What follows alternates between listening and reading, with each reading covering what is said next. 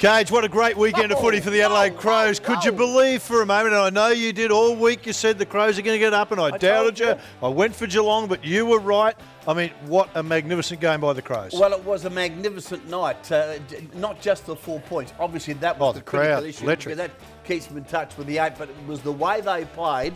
That's some of the best football the Crows have played in a long, long time. The atmosphere, I've got to tell you, was sensational. Now, I've had a crack at the crowds over the past month or so, but I've nearly 42,000. The atmosphere, the sound, the quality of football was sensational, and they are back. They'll get in the 8 and they'll frighten the living daylights out of some of those sides like Sydney and Hawthorn and Carlton. They'll frighten the hell out of them. All right, I want to ask you this one, Cage. I've sat in the coach's seat, and it's not a very good seat to sit in sometimes. And sometimes when you leave, people have a bit of a shot at you. Yep. Josh Franco's had a go at Mark Williams today in the Advertiser.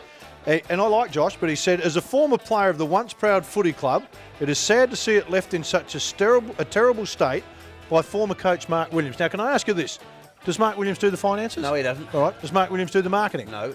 Has anyone been more passionate about the footy club than Mark Williams? No, not at all. Did Mark Williams take a pay cut to try and help the club out this year? Correct. Do you reckon Josh Franco ever took a pay cut in his time as a football player to help the club out? I don't know. I don't know whether he did. Probably not. But you can't blame Choco.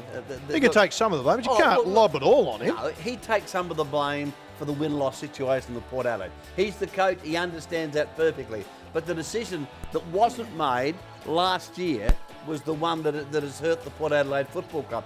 The board did not, and they ultimately run the football club. The board didn't have the balls, as I've said many times, to make the call that needed to be made, and they didn't do it. All right, then he goes on to Simple say, as that. and I'm assuming you're good mates with Matty Primus because he said that, and I've said all along that Mark's a mate of mine, but he's gone on to say, I just hope the board understands this will take a considerable time, given the former captain is trying to change a decade of bad habits in 7 weeks. So let's just have a glass. A decade's 10 years, last time I went to school, Coach. That's too tough. Premiership, 2004. Grand final. Runner-up, 2007. Top of the ladder after the minor round, 2002, 2003, 2004. They've had 4 seasons where they won 16 games or more, which no other club has done. Geelong may do that this year. Just to put it in perspective, the Sydney Swans have won 1 premiership in 100 years, so they're not looking too good. I reckon Bulldogs are 1954 and St Kilda are 1966. Off my head. You say, I reckon there's probably 15 other clubs that wouldn't mind a decade like that. Well, exactly right. So I think he's a bit over the top, and he's wrong to say that.